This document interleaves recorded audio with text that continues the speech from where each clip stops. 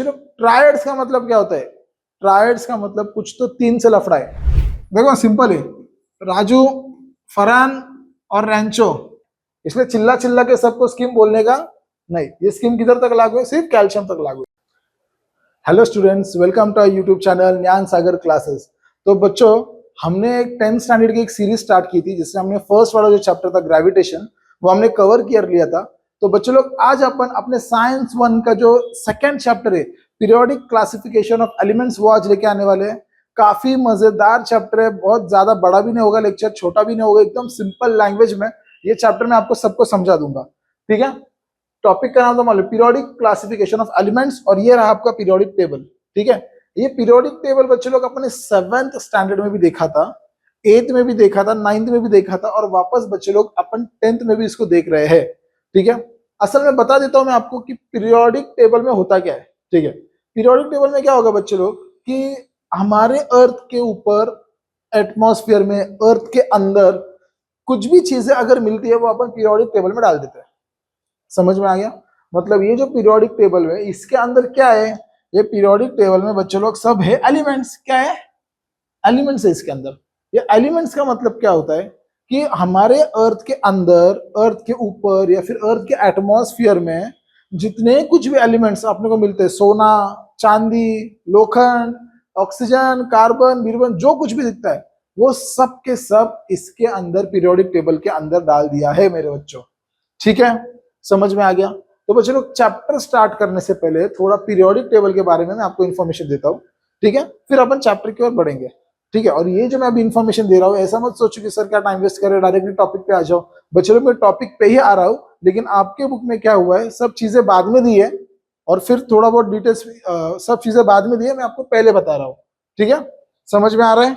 Okay, तो चलो आप देख लेंगे जो पीरियोडिक टेबल है बच्चों। पीरियोडिक टेबल, ये जो पीरियोडिक टेबल है ये 4 ब्लॉक्स में डिवाइड हो चुका है। ठीक है, ये जो पीरियोडिक टेबल आपके सामने दिख रहा है वो जो 4 ब्लॉक्स में डिवाइड हो चुका है। कौन से 4 ब्लॉक्स? तो ये होता है एस ब्लॉक, ये है एस। ठीक है, ये जो ब्लॉक आप यहां पर देख रहे हो ये है पी, ये है पी ब्लॉक। ये जो बीच वाला ब्लॉक आप देख रहे हो बच्चे लोग, ये जो बीच वाला ब्लॉक देख रहे हो ये है डी ब्लॉक, और ये जो नीचे वाले 2 सीरीज है ये वाले है, ठीक है, ये है बच्चे लोग एफ ब्लॉक। तो इसे 4 ब्लॉक्स में आपका पीरियोडिक टेबल डिस्ट्रीब्यूट किया गया है। तो पूछेंगे सर 4 ब्लॉक में क्यों किया गया है? तो अब बच्चे लोग, मैं उनको आपको बता देता हूं कि ये जो एलिमेंट्स है ना, इनको उनके प्रॉपर्टीज के हिसाब से डिस्ट्रीब्यूट कर दिया है। अभी प्रॉपर्टीज का मतलब क्या होता है, सुनो ठीक से। ये जो पीरियोडिक टेबल के अंदर उन्होंने 4 ब्लॉक्स किए, 4 ब्लॉक्स करने के कारण क्या हुआ है, उनको उनके प्रॉपर्टीज के हिसाब से डिस्ट्रीब्यूट किया गया है। एक एग्जांपल बता देता हूँ, एक स्कूल है, स्कूल में 4 डिवीजन है, ए, बी, सी और डी। 10th स्टैंडर्ड का एक क्लास है, समझ लो। 10th स्टैंडर्ड के 4 डिवीजन है, कौन से? ए, बी, सी और डी। तो अपन क्या करेंगे, जो बच्चा नया एडमिशन आएगा उसको देंगे, हाँ इसको 9th में कितने दवाए, ये होशियार बच्चा है तो इसके ए में डालो। हाँ, ये मस्ती करने वाला बच्चा है उसको बी में डालो। हाँ, ये बच्चे कुछ काम के नहीं है इसको सी में डालो। ठीक है, डी बच्चे कुछ भी काम के नहीं है तो वो डी में डाल दो। समझ में आ रहा है? तो मैंने क्या किया, उनको बच्चों को उनके प्रॉपर्टीज के हिसाब से अलग अलग डिवीजन में डाल दिया।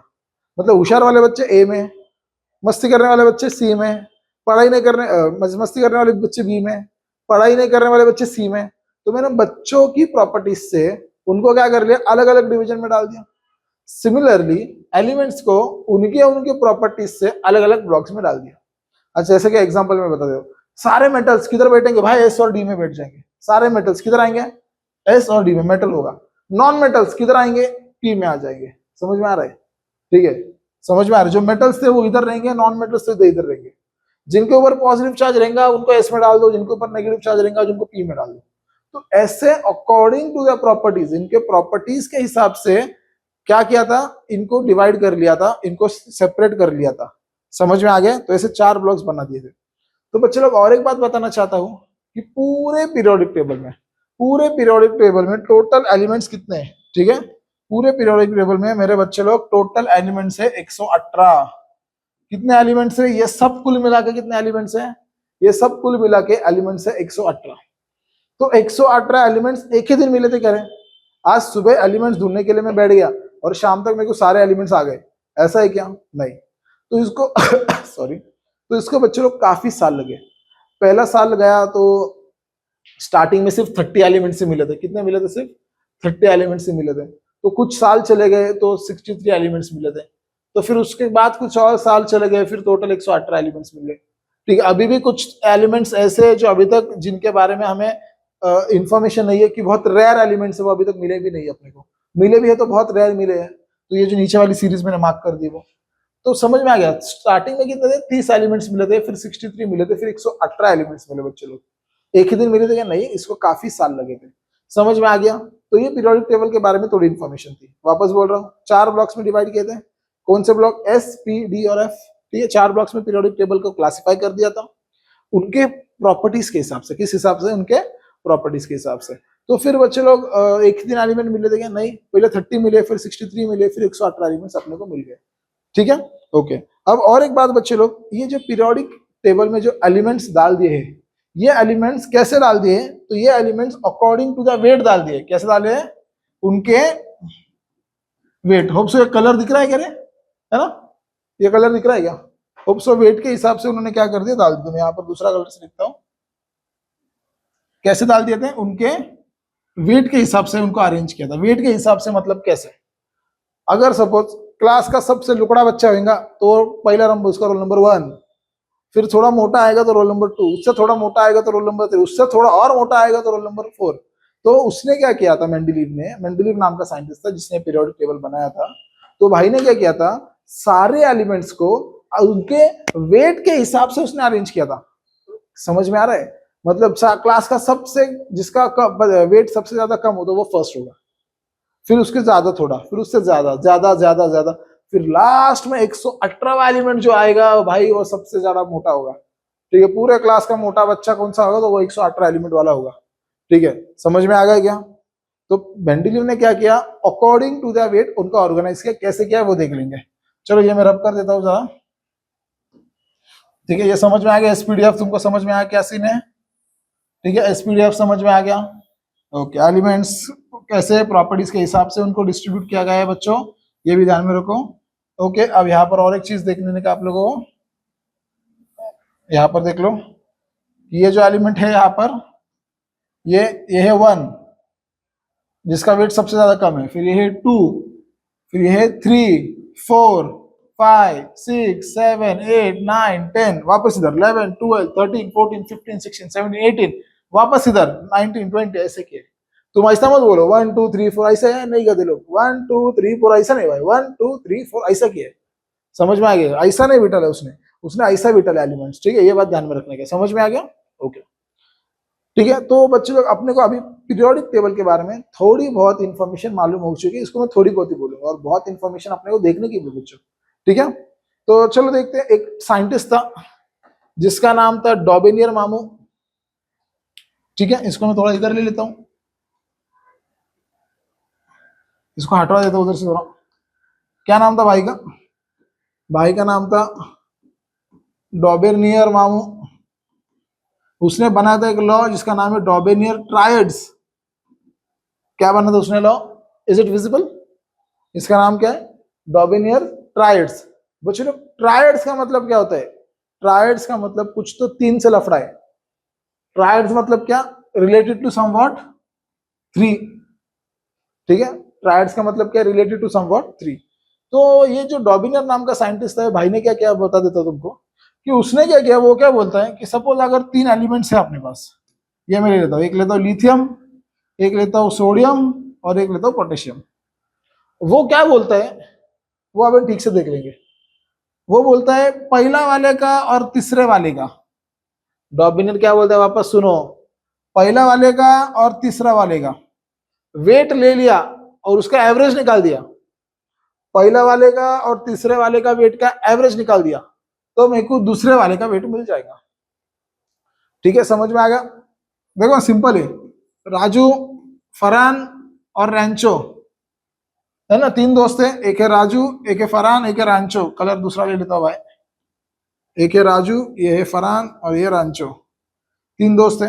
तो वो लोग क्या बोल रहे हैं, अगर मैं राजू का वेट लिया, राजू का वेट सपोज अगर कितना है भाई, इसका वेट 30 है, और रेंचो का वेट 40 है, 40 में 50 ले लेंगे, ठीक है। राजू का वेट 30 है, रेंचो का वेट कितना है 50 है। तो अगर सपोज मैं दोनों के वेट का एवरेज निकाल दूंगा, मतलब एवरेज कैसा निकालेंगे भाई, 30 + 50, 1 2 डिवाइडेड बाय 2, कितना आ जाएगा फिर, 30 + 50 हो गया 80, 80 को डिवाइड करो 2 से मिल गया 40। तो ये जो 40 है ये फरहान का वेट है, समझ में आ गया, समझ में आ गया। राजू का वेट 30, रेंचो का वेट 50, तो ये दोनों के वेट का अगर मैंने एवरेज निकाल दिया तो मेरे को फरहान भाई का वेट मिल जाएगा। ये कौन बोलता है, ये मैंने बोल रहा, डॉबिनर बोल रहा, नहीं तो बोलेंगे चतुर ने बोला, बिल्कुल नहीं। तो यहां पर भी देख लो, अगर मेरे पास लिथियम है, लिथियम है, सोडियम है और पोटेशियम है, तो मैं क्या करेंगा, लिथियम का और पोटेशियम का वेट अगर मैं ले लूंगा, उनका ऐसा एवरेज निकालेंगा तो मेरे को सोडियम का वेट मिल जाएगा। तो वो देखेंगे किस तरह से मिलता है। तो अभी एग्जांपल देख लेंगे, ये रब कर दूं क्या, राजू फरहान को हटा दूं क्या, ठीक है, इनको हटा देता अभी। तो अब यहां पर देख लो,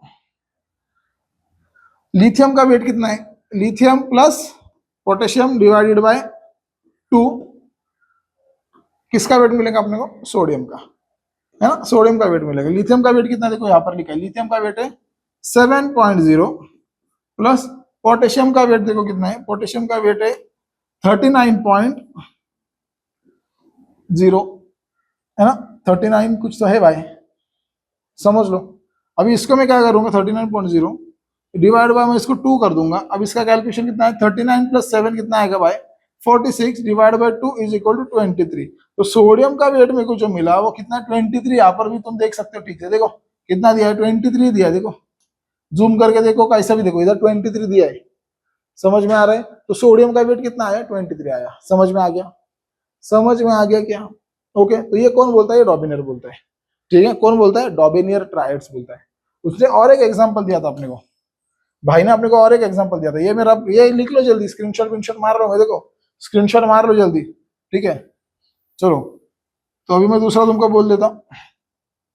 दूसरा उसने और एक एग्जांपल दिया था, कैल्शियम, स्ट्रॉन्टियम और बेरियम का। देखो ये वाला लफड़ा, अभी राजू, फरहान और रेंचो हो गए, अभी तुम्हारे अमिताभ बच्चन आ गया, अमर अकबर एंथनी आ गया। देखो यहाँ पर कौन है अभी, अमर अकबर एंथनी, कैल्शियम, स्ट्रॉन्टियम और बेरियम। तो इसने भी वही किया, क्या, कैल्शियम और बेरियम का वेट अगर मैं एवरेज निकाला तो भाई स्ट्रॉन्टियम का वेट मिलेगा, ठीक है।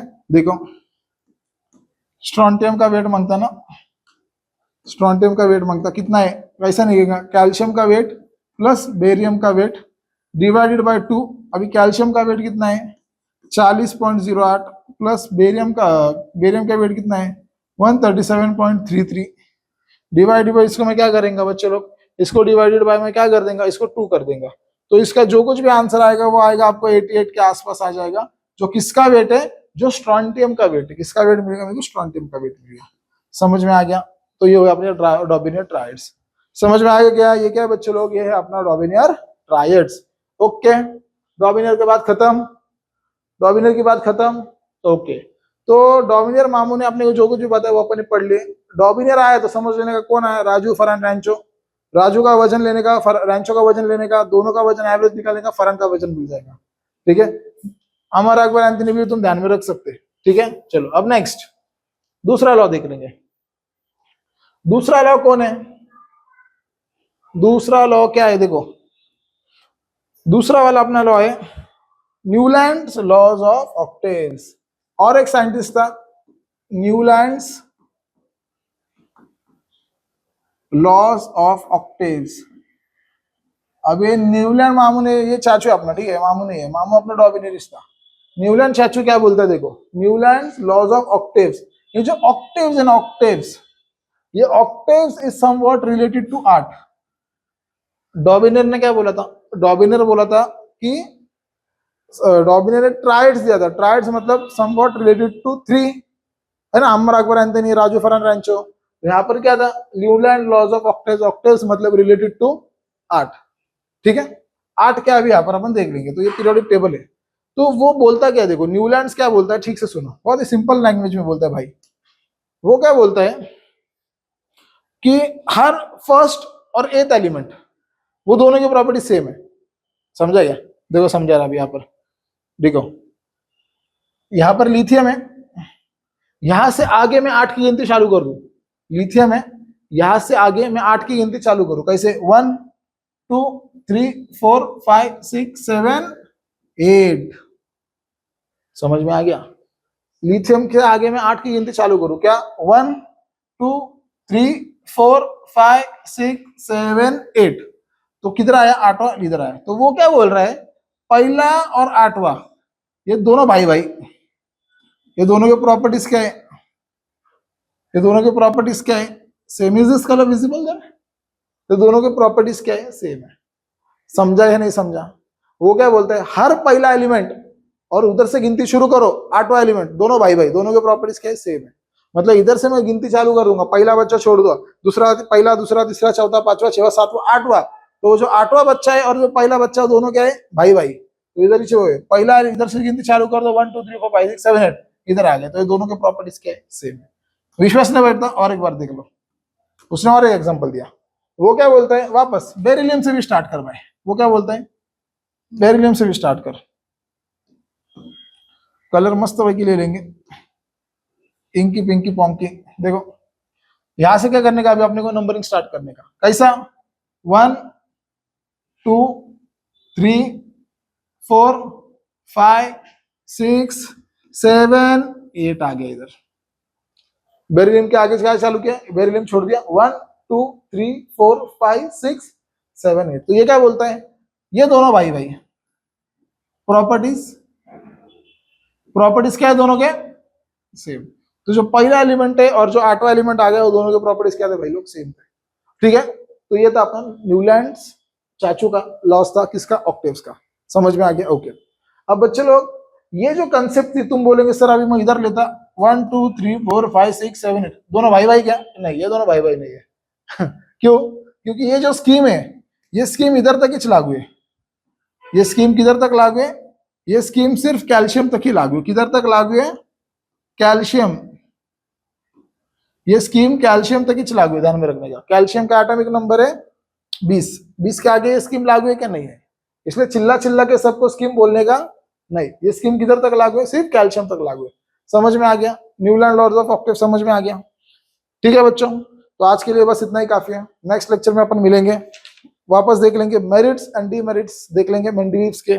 भाई ने जो पीरियोडिक टेबल बनाया उसमें बहुत सारे अच्छी बातें भी की है, बहुत सारी बुरी बातें भी की है। बुरी बातें नहीं किया है, उसकी गलतियां है कुछ, तो गलतियां दिखाए आपने को, वो अपन दोनों देखने वाले हैं।